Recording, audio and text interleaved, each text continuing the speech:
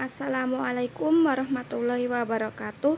Saya Umineha Khalifatus Salehah, NIM 211101040017. Di sini saya akan menjelaskan materi tentang penyusunan model pengelolaan kelas. Pengertian model pengelolaan kelas di sekolah dasar. Mulyasa mengemukakan bahwa pengelolaan kelas merupakan keterampilan guru untuk menciptakan iklim pembelajaran yang kondusif dan mengendalikannya jika terjadi gangguan dalam pembelajaran. Sedikitnya terdapat 7 hal yang harus diperhatikan untuk menciptakan iklim pembelajaran yang kondusif dan menyenangkan, yaitu ruang belajar, pengaturan sarana belajar, susunan tempat duduk, penerangan, suhu, pemanasan sebelum masuk materi yang akan dipelajari, dan bina suasana dalam belajar. Pendekatan dalam pengelolaan kelas di sekolah dasar. Menurut Syaiful Bahri, pendekatan tersebut meliputi pendekatan kekuasaan, pendekatan ancaman, pendekatan kebebasan, pendekatan resep, pendekatan pembelajaran, pendekatan perubahan tingkah laku, pendekatan suasana emosi dan hubungan sosial, pendekatan proses kelompok, dan pendekatan elektis atau pluralistik. Yang pertama yaitu pendekatan kekuasaan.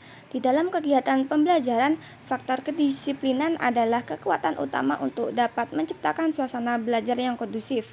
Karena itu, guru perlu menekankan pentingnya peserta didik untuk menaati peraturan yang telah dibuat sebelumnya.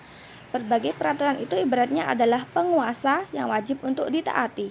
Oleh sebab itu, guru harus mampu melakukan pendekatan yang baik kepada peserta didik melalui peraturan ini dan bukan kemauannya sendiri. Yang kedua yaitu pendekatan ancaman. Dari pendekatan ancaman atau intimidasi, pengelolaan kelas juga sebagai suatu proses untuk mengontrol tingkah laku peserta didik. Selama guru masih mampu melakukan pendekatan lain di luar ancaman, maka akan lebih baik jika pendekatan dengan ancaman ini ditangguhkan. Namun, satu hal yang harus diingat, pendekatan ancaman harus dilakukan dalam taraf kewajaran dan diusahakan untuk tidak melukai perasaan peserta didik. Guru mungkin perlu memberi ancaman seperti penangguhan nilai, pemberian tugas tambahan, serta memberikan tugas-tugas lain yang sifatnya mendidik mereka. Yang ketiga, pendekatan kebebasan. Peranan guru adalah mengusahakan semaksimal mungkin kebebasan peserta didik, selama hal ini tidak menyimpang dari peraturan yang telah ditetapkan dan disepakati bersama. Terkadang, peserta didik tidak nyaman apabila ada seorang guru yang terlalu overprotective sehingga peserta didik tidak leluasa melakukan eksperimennya. Jika memberikan tugas kepada peserta didik untuk menuliskan beberapa pengalaman, maka berilah mereka kebebasan untuk menceritakan apa saja yang mereka tuliskan. Yang keempat, pendekatan resep. Pendekatan resep atau cookbook ini dilakukan dengan memberi satu daftar yang dapat menggambarkan apa yang harus dan apa yang tidak boleh dikerjakan oleh guru dalam mereaksi semua masalah atau situasi yang terjadi di kelas. Peranan guru hanyalah mengikuti petunjuk seperti yang tertulis dalam resep. Tidak ada salahnya apabila guru juga meminta peserta didik untuk mengemukakan hal-hal yang kurang mereka sukai dari cara guru mengajar serta apa yang mereka inginkan. Yang kelima, pendekatan pembelajaran.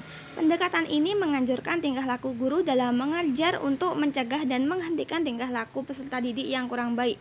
Peranan guru adalah merencanakan dan mengimplementasikan pelajaran yang baik. Oleh karena itu, buatlah perencanaan pembelajaran yang matang sebelum masuk kelas dan patuhilah tahapan-tahapan yang sudah dibuat sebelumnya, serta hindari kebiasaan mengajar dengan apa adanya, apalagi tanpa perencanaan yang matang. Yang keenam, pendekatan perubahan tingkah laku. Pengelolaan kelas dapat diartikan sebagai suatu proses untuk mengubah tingkah laku peserta didik dari yang kurang baik menjadi baik.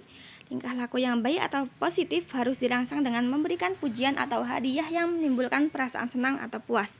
Sebaliknya, tingkah laku yang kurang baik dalam melaksanakan program kelas harus diberi sanksi atau hukuman yang akan menimbulkan perasaan tidak puas dan pada gilirannya tingkah laku tersebut akan dihindari.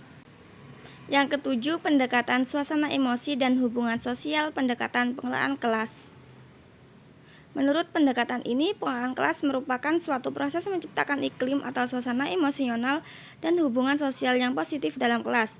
Suasana emosional dan hubungan sosial yang positif artinya ada hubungan yang baik dan positif antara guru dengan peserta didik atau antara peserta didik dengan peserta didik. Di sini guru adalah kunci terhadap pembentukan hubungan pribadi itu dan peranannya adalah menciptakan hubungan pribadi yang sehat. Yang kedelapan, pendekatan proses kelompok. Pendekatan kerja kelompok dengan model ini membutuhkan kemampuan guru dalam menciptakan momentum yang dapat mendorong kelompok-kelompok di dalam kelas menjadi kelompok yang produktif. Di samping itu, pendekatan ini juga mengharuskan guru untuk mampu menjaga kondisi hubungan antar kelompok agar dapat selalu berjalan dengan baik. Dan yang terakhir yaitu pendekatan elektis atau pluralistik. Pendekatan elektis menekankan pada potensialitas, kreativitas, dan inisiatif wali guru kelas dalam memilih berbagai pendekatan. Pendekatan elektis disebut juga dengan pendekatan pluralistik, yaitu pengelolaan kelas yang berusaha menggunakan berbagai macam pendekatan yang memiliki potensi untuk dapat menciptakan dan mempertahankan suatu kondisi yang memungkinkan kegiatan pembelajaran berjalan efektif dan efisien. Model-model pengelolaan kelas di sekolah dasar. Model pengelolaan kelas pada dasarnya merupakan bentuk pengelolaan kelas yang tergambar dari awal sampai akhir yang disajikan secara khas oleh guru. Dengan kata lain, model pengelolaan kelas merupakan bungkus atau bingkai dari penerapan suatu pendekatan, prinsip, strategi, metode prosedur, dan teknik pengelolaan kelas. Terdapat beberapa model dalam pengelolaan kelas yang dapat diaplikasikan dalam proses pembelajaran, yaitu model humanistik, model demokratik, model behavioristik, dan model konstruktivitis. Sekian materi yang dapat saya sampaikan, kurang lebihnya mohon maaf. Wassalamualaikum warahmatullahi wabarakatuh.